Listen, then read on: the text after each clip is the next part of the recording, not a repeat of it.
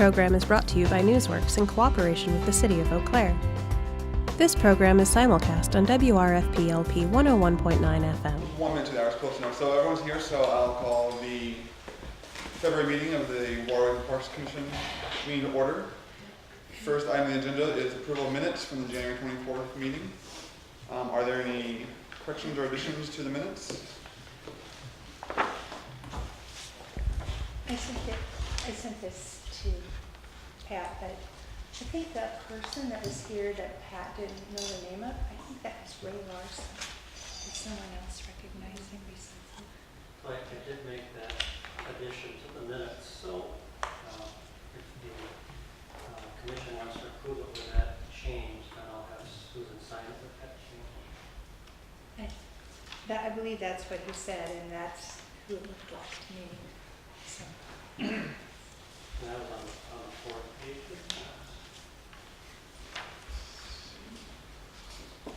It was page 5, first full paragraph.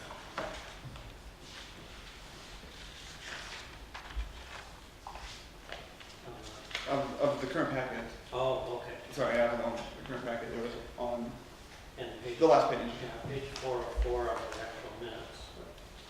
Okay. Oh, yes, page 4. Okay, so we'll put in that journal's name. Any other additions or corrections? Seeing I do have a motion to approve the minutes with the corrections. So moved. A second? Second. All in favor? Aye. Okay. First item of new business. Certificate of appreciation for Diane Paulsrud.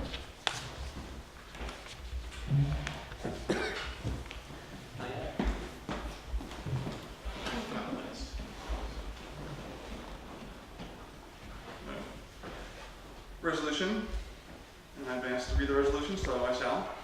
Whereas Diane Paulsrud has served as a member of the Eau Claire Waterways and Parks Commission since January of 2012, and whereas Diane has also served as the chairperson of the commission since January of 2016, and whereas Diane has provided the commission and staff with valuable insight, direction, and background on parks, open space, and waterway-related issues, and whereas during her tenure on the commission, numerous parks and waterway-related projects and improvements have been completed by the city, and whereas Diane has always been an enthusiastic and dedicated spokesperson for the commission and city on park and waterway-related issues, now therefore be it resolved that the Eau Claire Waterways and Parks Commission acknowledges the time, enthusiasm, and dedication of Diane Paulsrud as a member of the commission since 2012. Thank you, Joshua.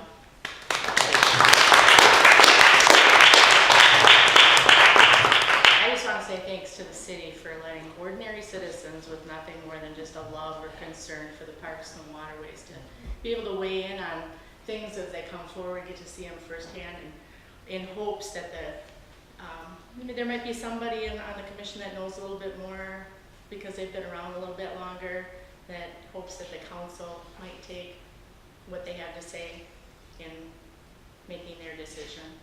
And for staff, for being with us after hours so often, so a little bit long sometimes. Thank you. Thank you.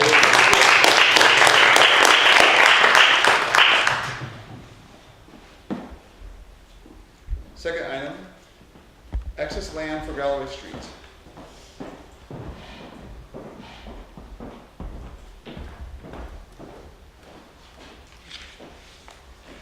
In July of 1979, the city purchased the Galloway Street property for $60,000 from Northern States Power Company.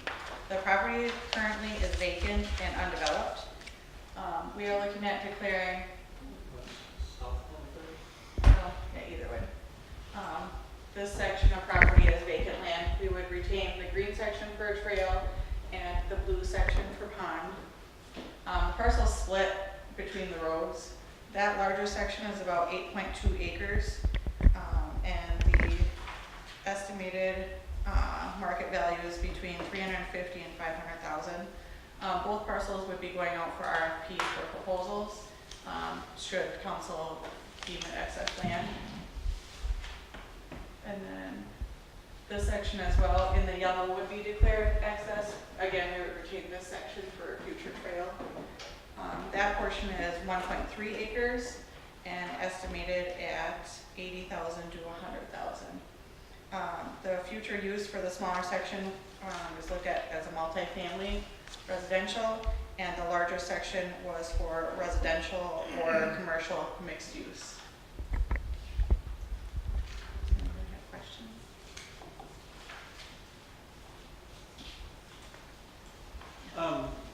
So I see that a portion of that is reserved along the river for future trail use. Is there any actually current plans for trails there, or is this kind of, we have land next to the river, is it usually kept for that possibility? Yeah, at this point, we don't have, it's not in our 5-year CIP, this would be long-term further out, but if we're looking at selling this land, we want to make sure that we do reserve the land along the river front. Even if we don't develop it for trail, we want to make it available for public use, so.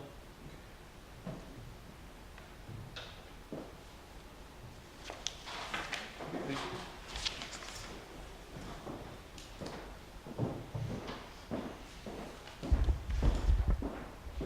So the item on the agenda is to approve recommendation for sale of this property. Is there a motion on that proposal? Are we motioning for immediate excess living? Correct. Yes, that. Yeah, so the current recommendation is to declare excess land. What does that mean exactly? It can be sold.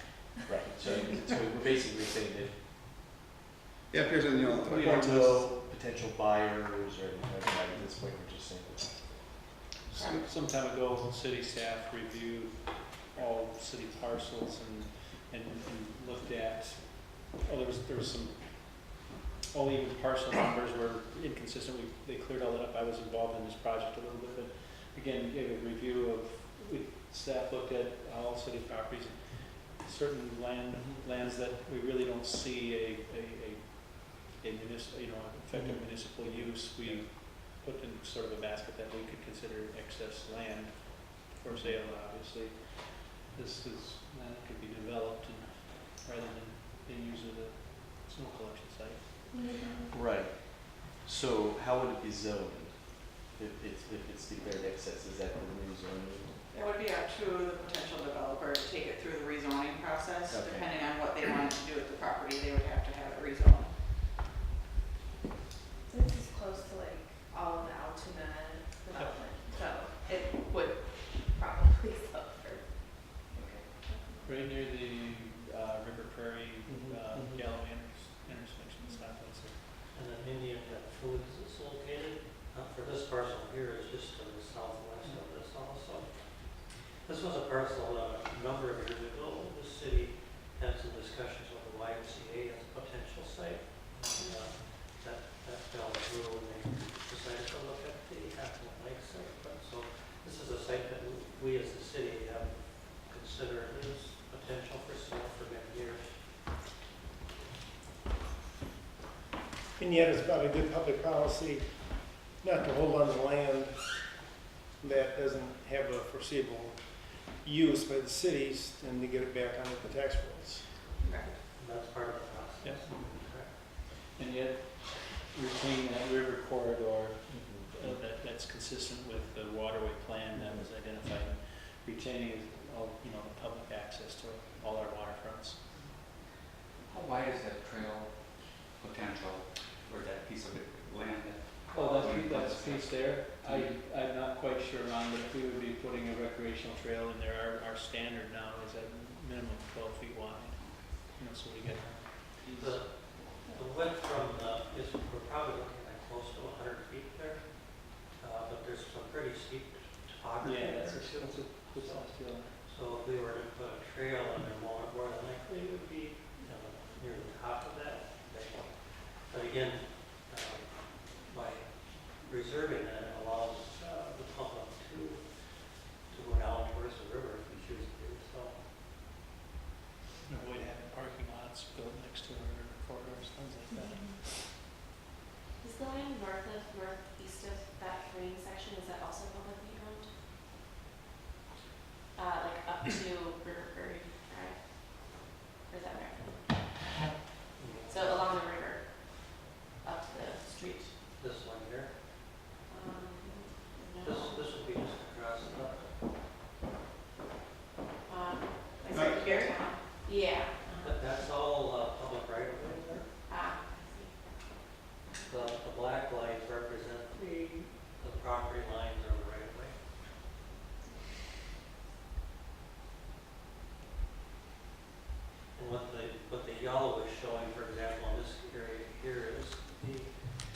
basically potential buildable area based on the setbacks that would be required along the right-of-way there. Is this parcel in the city's future land use plan and comprehensive plan? I think it shows it as potential for multiple family. Just to the, doesn't show on our aerial here, but just to the northeast here is where there's a couple memory care facilities that have been built. So this would be, we would look at a compatible use to that rather than commercial there for this particular parcel. But even though it's a right of way, if you decided to extend the trail, would you be able to extend it on through there? Yes, we have a number of our pathways are within right-of-way areas, so that doesn't restrict the city to do so. So in this case here, if we were to, for instance, the two maps are divided, but I can show you with the mouse here, the trail could extend along this area here, which is the land that we would retain, and then it could continue up this way, and then we would go, if possible, we go under the bridge at this location here, and then you'd be coming up on the other side of the bridge at this location here. We have a number of situations where we have our pathway within right away. And then currently there's a trail on the north side of the Prairie Crossing. I think right there, that Yes. strip. Yeah, this is right now the pedestrian crossing for River Prairie is here. We do have a pathway on the south side of Galloway right here, and then we do have bike lanes on Galloway Street also.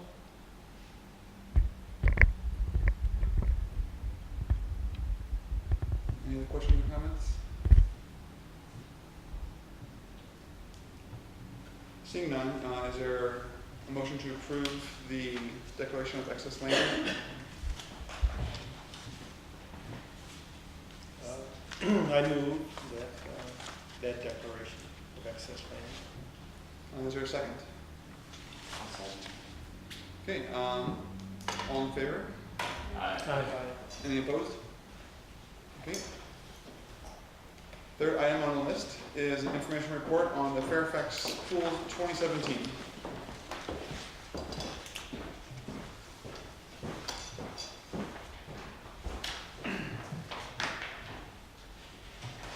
Thank you for having me. I put this report together annually, try to be as comprehensive and thorough as possible. I believe everybody here got a copy of it, so I'm not going to talk long. I'm going to highlight a few things, and then I'll be ready for some questions, any questions that you guys might have. Fairfax Pool this year was, August was cold, we'll put it that way. June and July was very good. We were, in 2016, we had about 70,000 people that attended in the 3 months we were open. And June and July of this summer, we kept up with that. And then August rolled around, and we just had colder weather and not a lot of people showing up to the pool. So our attendance this year was about 59,000, which, considering the weather in August, still was very good. And 59,000 people in a 14-week season is still pretty busy. Another thing I want to point out is safety. We're a facility that we take a lot of pride on making this a very safe area for Eau Claire citizens, community members to swim, opposed to going to the river, unguarded beach or something like that. We train our lifeguards thoroughly. They're all American Red Cross certified. We take our training very seriously, and they not only 15, 20 hours at the beginning of the season, but they're doing skills checks every 1 to 2 weeks, once a month in-service orientations and some other trainings as well. So we try to keep them on their toes. This year we had 87 minor first aid incidents, nothing to get too excited about. 34 jump rescues, basically when a child is, or distress, not just a child, but there's a distressed swimmer, that means we have to go in and help them out. And then we had 2 incidents where EMS was called. One of those I just wanted to throw out there, just let you know that at the beginning of the season we did have a little girl who became unconscious in the swimming pool. And it was in between, we were just doing a switch, our guards rotate, and the guard before, our rescuing guard, she noticed that this little girl was had goggles on and was watching the bottom of the pool and got a little deeper. She didn't know she wasn't a very good swimmer at that point, but got deeper than she should have, but noticed that, you know, she's bobbing up, having a good time, keeping an eye on her. And then we did the switch and came up, and then the little girl, she was also trying to hold her breath to see how long she could keep seeing at the bottom of the pool. And then our next lifeguard came up, doing her scan, saw that this little girl had her head under, then went to scan again, came back, and like, something's not right here. The girl was unconscious. She jumped in, grabbed her, activated our EMS protocol, brought the little girl onto the deck. We was just about to start CPR. She opened the airway, and then the little girl coughed up all the water. So it was very good ending. We like to try to get to the point before we have somebody unconscious, obviously. However, it's a very interesting situation when people try, so we say don't be playing hold your breath games and things like that, because you become unconscious much quicker. So our lifeguard staff was very good and took care of business. And I just wanted to show it's kind of a feel good. This was a little girl, and I can pass this picture around, but she came with her family about a week later. This is the guard that basically saved her life, and brought her flower and card, and the whole family came and gave her a hug. So it was a very nice feel good story at the end. But we use that now as any incident like that, we use as a training tool, and we want our lifeguards to know that you know, these are 16, 17, 18, 19-year-old kids that are responsible for lives like that little girl's. And we, you know, hey, this can happen. You're here for more than just a suntan. So we're using that as a learning experience. And then one other thing that, you know, just kind of wanted to touch on quick is, you know, as far as financially this year, decent year. We had, you know, I think our second highest total of revenues ever in the history of our pool, even with a lower attendance base. We had a strong season pass sale due to some marketing and advertising that we did. And then our expenses were more or less than last year's, but more than I would have liked, but not too bad. One thing I want to note is in the report I noticed I put a preliminary operating investment of $62,000. That was when I thought I was going to come to you guys in January, and that was the old numbers. That changes a little bit as before the finance department takes care of the end of the year stuff. So that did change. So on this chart here, $70,575, that's the investment that we have right now.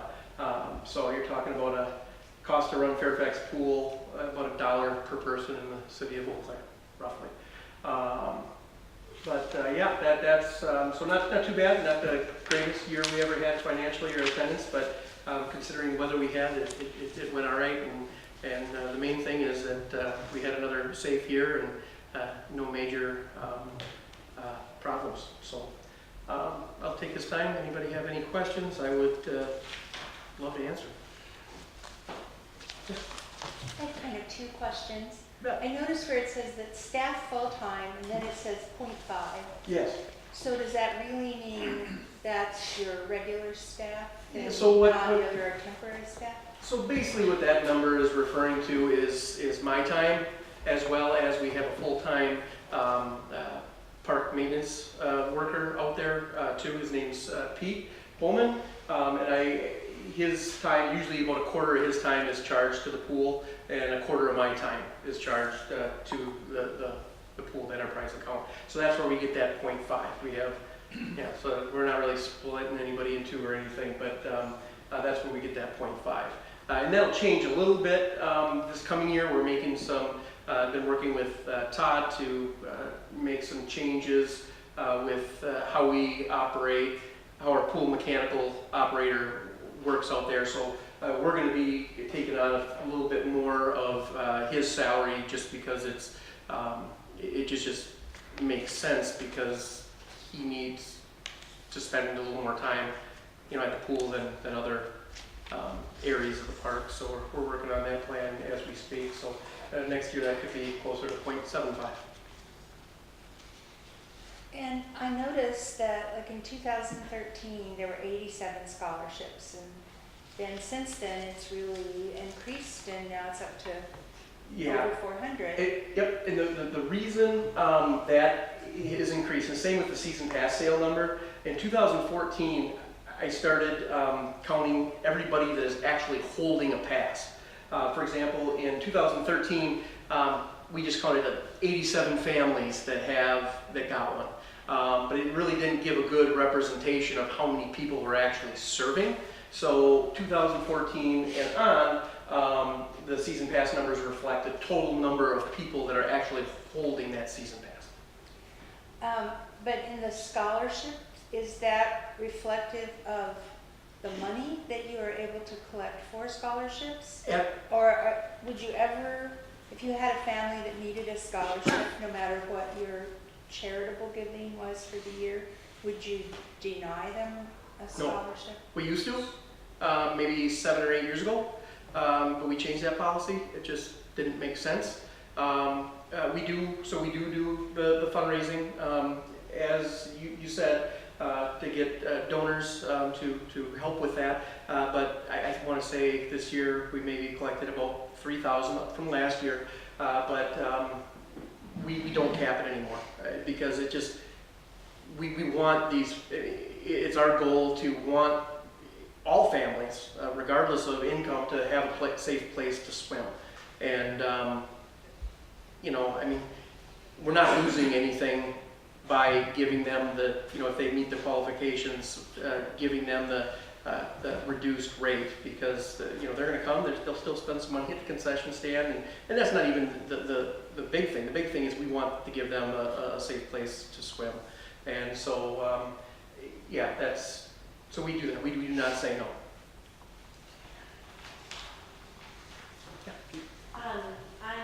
On during times of the summer, like in August, like last August when it was low attendance and maybe a little bit colder, does the pool have a policy for like closing down if there's nobody coming? Yeah, that's a struggle, because we want to provide excellent customer service. So so right now I think we took it out of our book this year, but for the longest time we always said, you know, if there's less than 25 people in the pool, we have the right to, you know, close at any time. Okay. In the last 3 or 4, 5 years, we really haven't been following that. We try to stay open as much as possible, even if there's 4 or 5 people in the pool on a 69-degree day, because most of those people are season pass holders that are coming. And once you close because it's not raining, it's just a little cool, we close because there's only 4 or 5 people in the pool, then season pass holders are like, well, you're closing all the time, and this is the only time we can use it, and you know, and it's just, it's to balance. You know, I mean, yeah, it doesn't make a lot of sense to, you know, it costs me $1,800 to $1,900 a day just for staff, and to, you know, be open on a day when we may have 10, 12, 15 people. Financially, it doesn't make a lot of sense, but it does from a customer service standpoint. So that's just one of there's different schools of thought. I struggle with it. Sometimes my staff does. They're like, we're here for 2 people. And I'm like, well, this is why. And you explain it to them and they understand. So that's the direction. We're going more customer service friendly, other than opposite, I guess, fiscally responsible. Yeah. So. What about what about like a rain day or Yep, storm day? if it's, yeah, we will close, if it's, raining pretty heavy and no one's there, we're gonna close. Obviously, not last summer, the summer before that, we had a situation where it was hot, 132, we had 1,400 people at the pool, and then all of a sudden, listening to the radio, I knew there was gonna be some severe weather, heard that, we're gonna be under a severe thunderstorm warning, and that, already in Menominee is coming this way. Hightailed it to the pool, called my managers on the way, said everybody needs to get out of there. We cleared out 1,400 people in time before the severe weather hit. We had one little boy that wasn't able to get picked up, so him and I hunkered down and it was all good. So. Well, I was also on one of the other pages where you have the detail and you divide between like kids and adults and so forth. It seemed that the attendance for adults stayed the same in August, despite, same as the year before. Yep. Despite the weather, so they're determined they're gonna get their laps. Yeah, daily adult actually increased a little bit.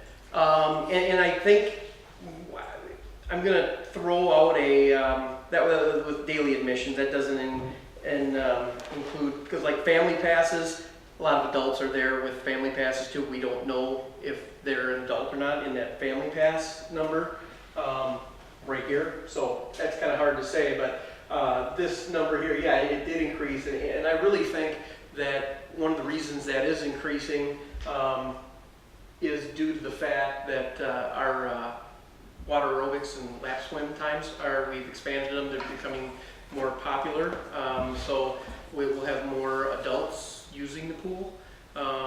It's just a theory, it's not scientific, that's just kind of a hunch on my part, because we'll have on a weekday morning during deep water aerobics, we'll have 45, 50 people in that diving hall. You changed the information regarding the scholarships to reflect the actual pass holders, but I'm curious as to the families. Are you seeing an increase in the families or a decrease in families? We've stayed fairly consistent. Whenever it was 6, 7, 8 years ago when we did, obviously stop cutting people off, we definitely increased, but that number hasn't, the number of families really hasn't changed a whole lot.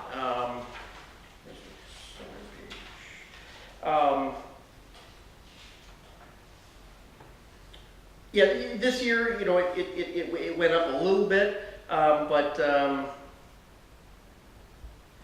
not by not a significant amount. I bet you we probably service, we won't get any more than 100 families on a scholarship pass in a year. And you'll notice that back in 2013 we were, at 87, but rarely will we get into that 100 families. So it hasn't increased. We're taking care of, now there could be more out there that have the need that aren't aware of our program, and that's my job to try to find those people. But. So a few years ago we had a discussion about the fundraising aspect Yep. of that to try to Correct. increase. And are we getting close to matching the amount of funds that you need to? Yeah, we're getting closer. It's helped because now we kind of have an advertising program too, and that money kind of goes towards it as well. But as far as just the donations itself, come up a little bit short. I don't have that exact number, but it's not by a lot. It maybe $500 to $1,000 shy would be my guess. But as far as with the advertising revenue that we've been bringing in this year and last year, that more than takes care of everybody that we need to serve for scholarships. So what are the upcoming maintenance needs of the pool? Okay. Well, we, in our CIP, we have, we just took care of the roof. We had that major renovation back in 2013. I want to say in 2020, 2021, we'll be painting, maybe 2021. We will be painting the pool again. That's about $100,000 to $140,000. That's a big job. That's done every 5 to 7 years. We also have in there a project to improve the high dive, the safety of the high dive. That's probably a $25,000 to $30,000 project that'll happen, I believe, in 2019.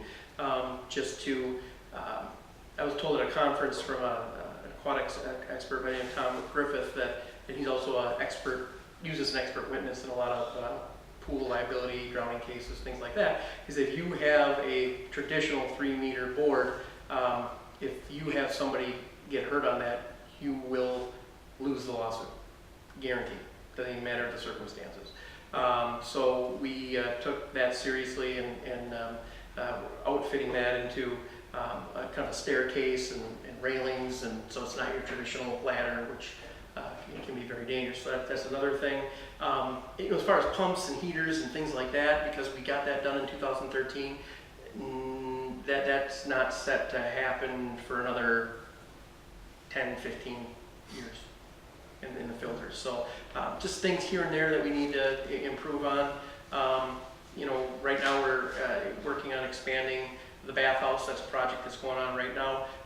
Only a couple hundred square feet, but we're just making a dedicated first aid room and a dedicated lifeguard room. Before, the lifeguard and first aid room was together, and it was not very convenient to give proper care in that room, so that's what we're doing right now. And then in 2019 we'll be adding on the concession stand and having a little eating area and things like that. But as far as major maintenance with mechanical aspects, we were pretty good there. Do you feel your marketing efforts are sufficient, or is there any new marketing you're hoping to do? Yeah, I am not a marketer.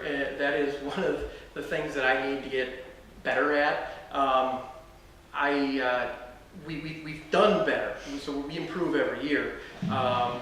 However, there's definitely room to go, especially with marketing to, making sure all the families that are in need of a scholarship pass, they know about it. But one thing we have been doing with marketing, with the advertising program that I told you about, where business can put their name on a umbrella for a cost, or we have banners outside of our fence for businesses to sponsor. But we've also did more of a marketing program this past 2016 for 2017, an expanded season pass sale marketing program. Did some specials, really trying to get the cheapest part of the season right before Christmas so people can buy gifts and things like that. So that's one of the reasons why you'll see that our season pass revenue went up from last year. From 2016, and that's why that is. It went up from 87,000 to 93,000 because we want to sell as many season passes as possible due to the fact when we have a bad year, weather-wise, these people have already bought their season passes. So, if you have a bad June, for example, you're not going to sell any season passes because and you're not hot until August, no one's going to buy a season pass in August. So really marketing that season pass has helped. So we really had a good program for the 2017 season, and even made a little improvements for 16. So you'll definitely notice that 2016 and 2017 and season pass sales are well above 15, 14, and 13, just due to those marketing efforts. But no, there's always room to do in that category. So it's definitely on my radar, and I got to jump out of my comfort zone a little bit with that. Thanks. Yeah. And Terry? The admission costs or fees, are they raised at a certain percentage every year, the same percentage, or Yeah, for daily passes and yeah, season passes? we try to stick with that 5%, and we do it. I think every 3 years we're trying to do increases now. Now, that's just kind of a framework. We also take into consideration what is Menominee, Chippewa, what are they charging, what are other communities in Wisconsin charging, things like that. You know, we don't want to overprice people. You know, yeah, I mean, if we raised our prices to say, oh yeah, this many people come next year, and if we have fees at this, and we'll break even. Well, no one's going to come. We'll lose money. We really need to keep it affordable. So in 2019, so this part of this coming budget process, we will most likely suggest $4.50 for a daily admission, and then most likely go up 5% on each of the season passes as well, most likely. But again, we look at those other factors. Mm-hmm. Susan? There would be a couple of different possible avenues for getting some help in developing like a marketing plan. Mhm. But then since you say that's not your background, that you might get somebody to help you set one up who could just follow their suggestions. There's university classes, the communications department, I think. Also, Leadership Eau Claire, they take proposals for projects, and that might be helpful. Absolutely, and right now we actually have a marketing plan for our department that we kind of threw together just to help meet some accreditation standards. I should say threw together, but we're not completely satisfied with it. So we are going to commission the plan is a university class. Dawn Compte, our recreation superintendent, I believe already has some contacts lined up to go ahead and do that. And that would include parts of, you know, Fairfax, Hobbs Ice Center, our entire operation. One question I did have, I noticed that the staff in 2015 was about 72, it rose and then went back down to 70, but I noticed that the personnel expenses were higher than that. It looked like I calculated about a 20% increase in the per person rates from 2015 to 2017. Were there a pay increase for the staff this year? No, this year there will be, but in the years past, no. And the reason why, there's a lot of different reasons why our personnel expenses have been going up. One of the reasons in the last couple of years, back to the when do you close policy as far as how many people are in the pool, we're being much more liberal on that and staying open a lot more. We try not to close as much as we can, so we're staying open. And we also expanded about 3-4 years ago, expanded our hours, a week at the beginning of the season, a week at the end of the season. So that is part of it. Another part of it is just due to the nature of some of the new recommendations of the CDC as far as how to treat fecal contamination and things like that. It's a little more difficult to get to the levels where we want to get parts per million when we have a loose stool that we have to treat for. For example, we had our pool operator literally slept overnight at the pool, trying to get that pool sanitized and ready to open as soon as we possibly could. And that's not overtime. That's very expensive. That was another part of it. So those are some of the reasons that personnel costs have gone up, even though the number of staff. And as far as the number of staff goes, those aren't. The reason why that fluctuates so much is really the number of hours that I have people working there really is based on the weather and the time we're open. The number of staff, that all depends on how many kids I can get. The year we had 85, I had more kids, but I had more kids that didn't want to work or couldn't work as many hours, for example. So I had to hire more bodies on. So the staff is actually head count, not necessarily number of hours worked for the season, I thought. Yeah, yep, with this staff position number, that's basically how many people I had working at Fairfax Pool. It doesn't really, doesn't, you know, like this year I had a lot more people that wanted to work 30, 40 hours a week.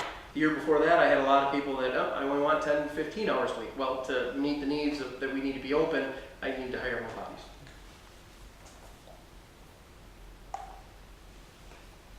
Any other questions or comments? Thank you. All right, thank you.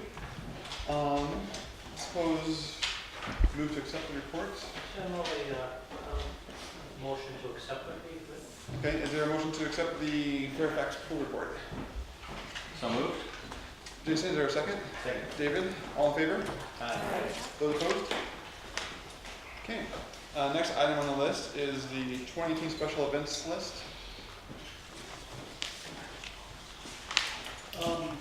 In your packet, you have a special events list. We've kind of streamlined the process a little bit. The events you're seeing listed here are events that were already approved. Now, as of last night, there was 3 more special events that were approved by council, and we'll be adding in. Next month, you'll see the marathon, the puddle jump, and the air show up here.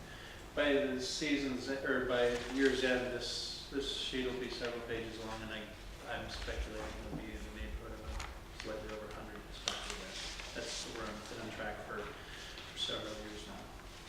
But rather than listing those that are repeats but yet not have gone through the process of being approved, we'll start like this, and we'll build this list. It was something that we were trying to do. And isn't there usually another column that says what the attendance actually turns out to be, or is that the? Yes, Is that the- this is what the estimated attendance would be right off of the application of the event organizer. After the fact, that if, you know, we don't really have a whole lot of metrics to adjust that unless it might be happening. It may be a race perhaps where there's actually registrations for the race. We could, you know, we'd be able to track those numbers, but, you know, to keep this document not so busy, this is what checking this item. I'd just like to add on a personal note that my family and I are doing the Shamrock Shuffle in large part because they have not only a Little Leprechaun 1K race for 3 to 10-year-olds, but a Littlest Leprechaun 0.1K in the McPhee indoor track. So my 16-month-old daughter's going to do that.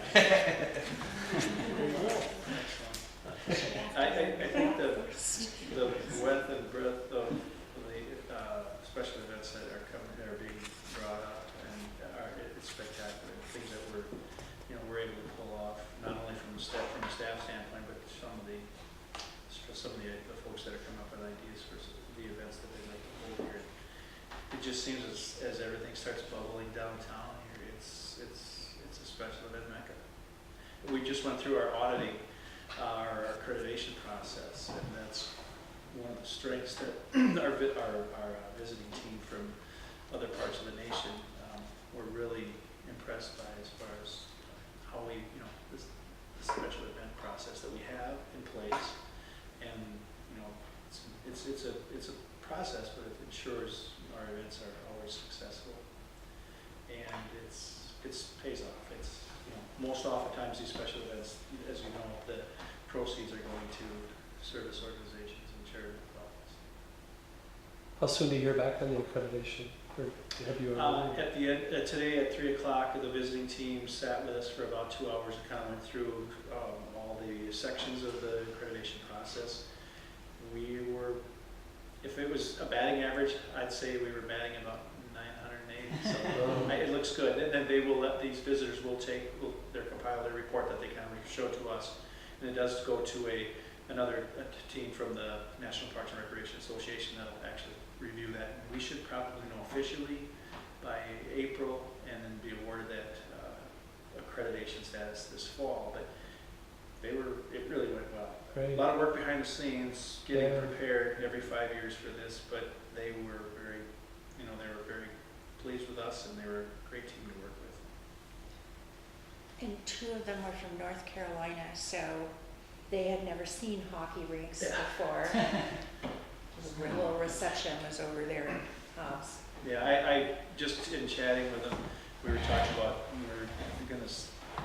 this week we've probably done flooding ice rinks. Well, I think, flooding ice rinks is common, and there was just jaw-dropping to them, what does flooding ice rinks mean? Folks from Carolina, Phoenix, or, And the Yeah, other one Scottsdale, from yeah. Arizona, yeah. and how do you flood rinks? What is that about? Outdoor ice rinks were something they could, so we took them to Boyd, even though the ice is deteriorating. We took them for a tour this afternoon, get them a good look at things. And the timing of the year for this, the visiting team, especially from, out of state, a lot of our facilities are closed, but they could see exactly what we got going on.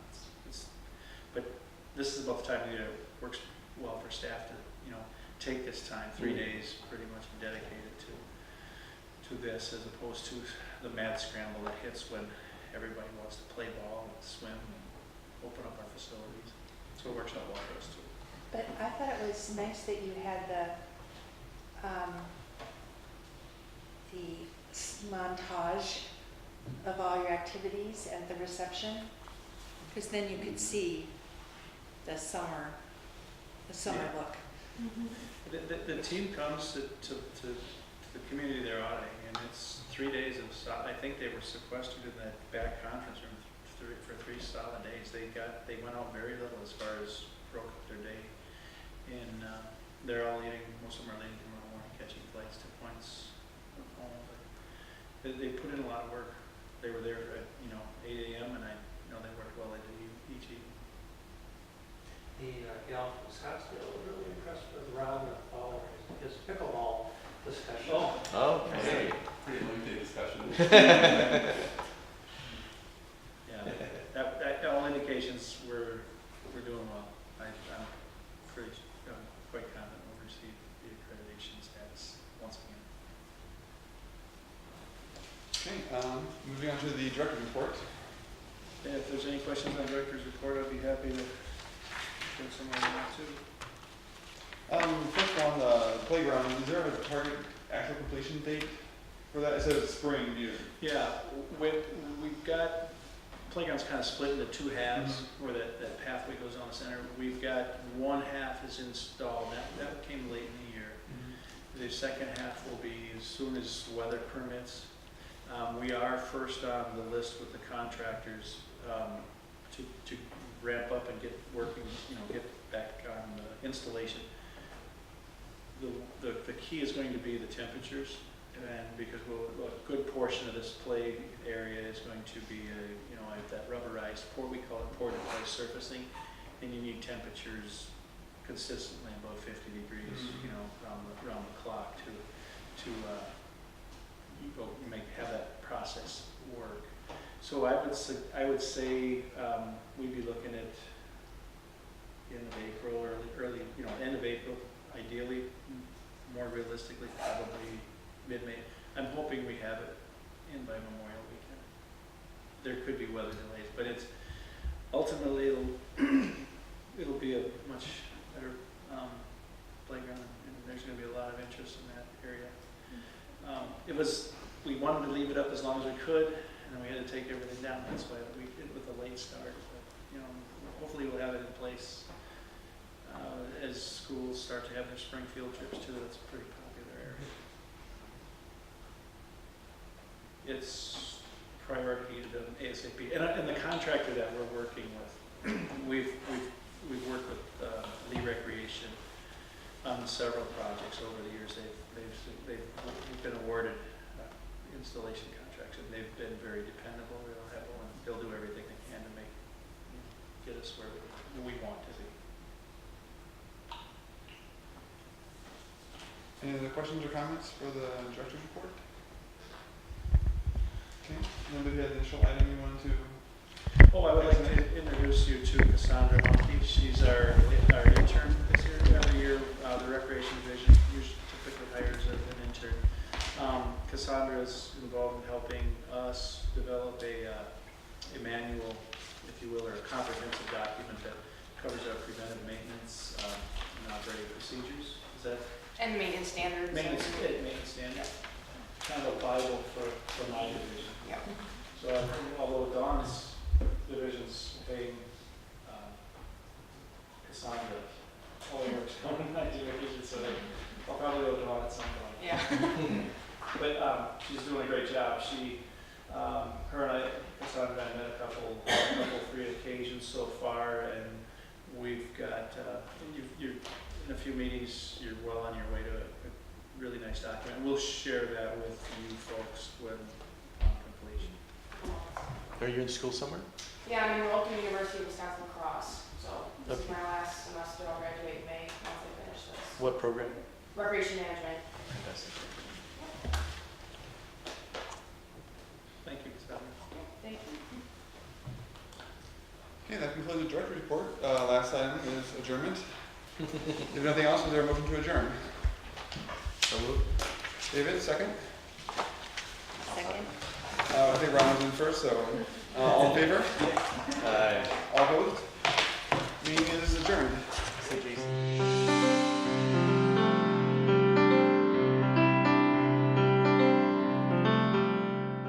This program was brought to you by a cooperation between Newsworks and the City of Eau Claire. A transcript of this meeting is available for the hearing impaired. It will be available within 7 days of this telecast. Call 715-839-4912 or TDD 715-839-1689 or write Eau Claire City Clerk, P.O. Box 5148, Eau Claire, Wisconsin 54702-5148. Newsworks is made possible by continuing community support. If you would like to volunteer or make a donation, please contact us via phone at 715-839-5067 or online at valleymediaworks.org.